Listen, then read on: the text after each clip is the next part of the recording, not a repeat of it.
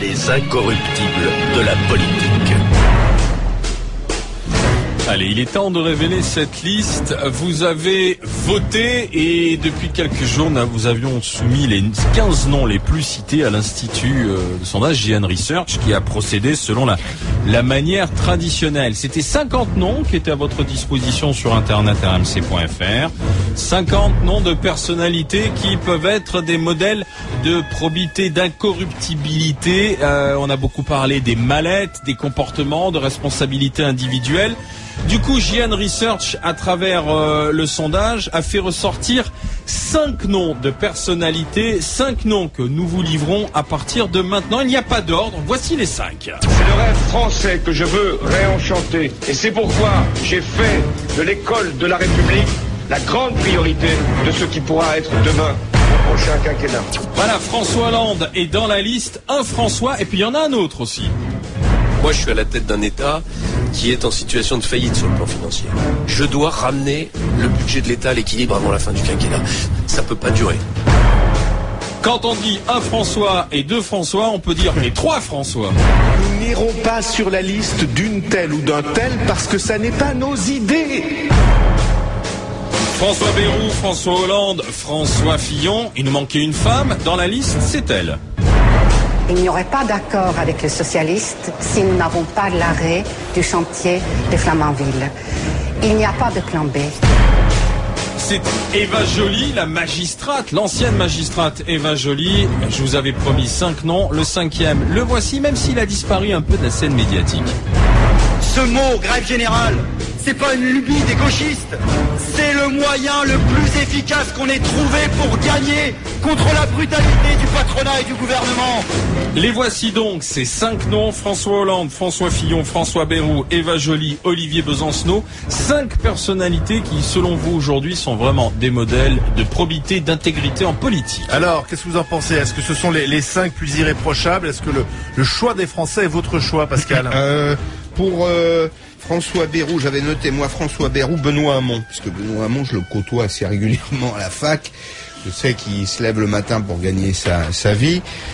François Hollande, François Bayrou, Eva Joly et le Premier ministre sont des gens qui, d'une façon ou d'une autre, se sont opposés à ceux ou celui qui personnalise le pouvoir aujourd'hui. Donc l'analyse que font les Français, c'est que finalement, quand on exerce le pouvoir, on n'est pas tout à fait blanc, pas tout à fait transparent. Pourtant, François Fillon est Premier ministre. Il aurait pu être il est un Premier ministre en disqualifié. rupture, si tu veux. Il est un Premier ministre décalé, qui dit en substance des vérités. Je crois que c'est le rapport à la vérité. Son nom n'a jamais été cité dans l'histoire des mallettes, par exemple. Non, oui, c'est ça, le rapport à la vérité, le rapport au sacré. Oui, Henriette Dumont, oui, bien sûr, excellent. Bon, mais oui, elle est très bonne. Non, je crois que tous ceux qui sont en décalage par rapport à l'incarnation, l'incarnation au sens incarner le pouvoir, sont effectivement récompensés. Moi, c'était un peu ma réflexion, tu vois.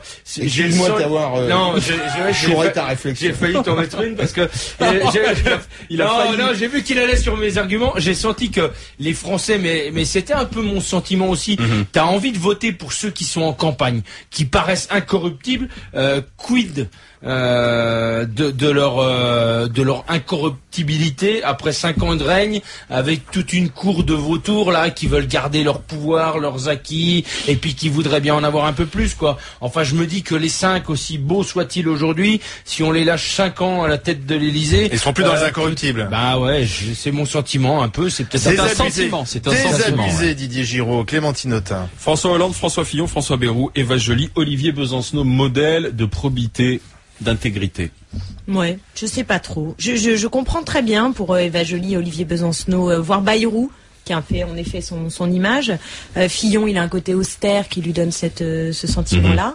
Hollande, je sais pas. Je sais pas comment j'aurais répondu en fait à cette question-là. Alors il y avait 50 noms au total, hein, oui, je trouve pas ça... Clémentine, hein, donc là ce sont les 5 qui sont dégagés.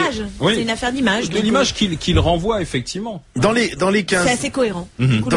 Dans les 15 noms, il y a des noms qui ne sont pas dans les 5, et moi je suis étonné et c'est peut-être aussi là quelque chose d'important, de l'absence de Marine Le Pen, qui pourtant en fait son cheval de bataille. Moi, je suis pas pourri, les autres le sont. Oui, c'est tous pourris sauf le Front National. Tu rappelles bien qu'elle était dans les 15. Elle était dans les 15, pour ça que je dis, elle n'est pas dans les 5, donc ça c'est assez intéressant. Alors que par exemple Olivier Besancenot, qui un petit peu en retrait médiatiquement, il n'est pas candidat, lui il est. Donc pour les Français, je pense que ça fait partie de son image de probité. Mais l'image est très forte. Non, mais c'est donc à contrario, ça ne fait pas partie de l'image pour Marine Le Pen. Donc ça, moi je pense que pour Marine Le Pen c'est intéressant. Et puis aussi l'absence de Jean-Luc Mélenchon. Je suis un peu étonné. Je pensais qu'il serait dans les 5, il ne l'est pas. Donc peut-être aussi pour les Français, c'est pas si clair. Peut-être par exemple le fait que Jean-Luc Mélenchon ait quitté les socialistes, qui aujourd'hui incarne autre chose à gauche, mais pendant 20 ou 30 ans était un des barons du socialisme. Ça t'a pas échappé et qu'il était sénateur à 35 ans. Ça t'a pas échappé depuis quelques mois que Mélenchon avait amolli le discours un peu aussi, quoi. Pardon? Moi je trouve. Amolli de quoi? Peut-être sur la forme. Que c'est beaucoup moins virulent qu'il y a 6 mois. Je me rappelle de l'émission en direct de la fête de l'UMA par rapport au discours qu'a Mélenchon aujourd'hui. C'est plus du tout le même pour moi. Pour moi, c'est le même discours, simplement sur la forme. Il est moins agressif. Et moi, je le préfère comme ça. Oui, mais je ça dis n'a franchement. pas échappé aux Français. Je trouve qu'il n'a strictement rien cédé sur le fond. Mais qu'en revanche, en effet, il apparaît moins agressif. Clémentine, c'est une histoire d'image. C'est l'histoire de l'image que les gens renvoient à la société. Oui, je pense que quand il était méchant avec des grandes dents, un peu agressif, il avait ce côté plus incorruptible qu'aujourd'hui. Il y a un petit enseignement à tirer de notre consultation. Peut-être aller chercher une place. Des fois, ça tourne bien. Didier, Pascal, Clémentine, un autre petit enseignement à tirer de notre consultation aussi, c'est que ce vote a battu des records aussi sur notre site internet rmc.fr.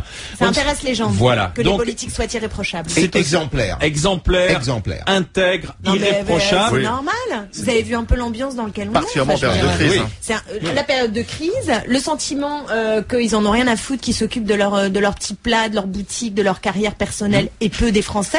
Et puis quand même les affaires qui, depuis la mairie de Paris, pour faire très court, on a quand même chaque année notre lot de corruption, de machin, ou de petites choses symboliques comme Jean-Pierre Chevènement avec son appartement. Tout ça est très écœurant. Et je trouve normal qu'on demande à des élus de la République d'être irréprochables.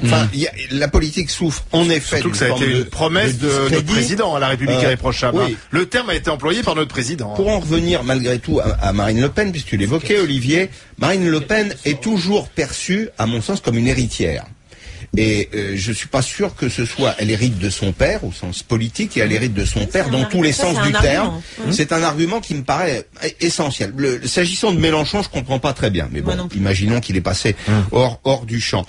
Aujourd'hui, c'est vrai que la politique renvoie quand même des images qui sont moyennes en termes d'exemplarité. J'en veux pour preuve, ne serait-ce qu'une question qui a rien à voir avec des questions d'argent, mais de représentation, qui montre que la politique est plus aujourd'hui un métier dans lequel on se partage un gâteau. Regarde la semaine dernière l'affaire de la mairie de Paris. Là, je suis pas d'accord parce que Fillon et Hollande, et Bayrou, ce sont des professionnels politiques, ils n'ont fait que ça dans leur vie. Ils ne font que ça. J'imagine assez peu Bayrou, Fillon, Hollande faire autre chose que de la politique. Ils mourront politique. Donc c'est pas seulement ça. Et moi, ce qui m'intéresse, c'est que Hollande est dans les 5, il va être donc face à Nicolas Sarkozy qui ne l'est pas. Est-ce que ça aura une conséquence dans la campagne? Je veux dire, à un moment donné, on sait qu'une présidentielle, c'est qu'on choisit une personnalité. Je veux dire, les politiques, elles malheureusement peut-être, mais elles sont pas très différentes entre l'UMP et le PS. Donc est-ce que ça va jouer? Est-ce que Hollande va jouer sur ça face à Sarkozy? Et il joue déjà là-dessus. Le fait de se présenter comme un homme normal,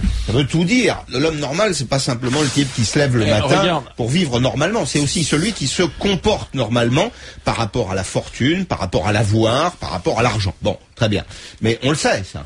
Regarde, Eva Joly, je disais notre consultation qui a battu des records de vote. Eva Joly qui est souvent revenue au niveau des votes dans le trio de tête, l'ancienne magistrate, celle qui lutte contre la corruption. Oui, mais qui ne décolle pas aussi dans les sondages aujourd'hui. Mais parce que ça suffit pas.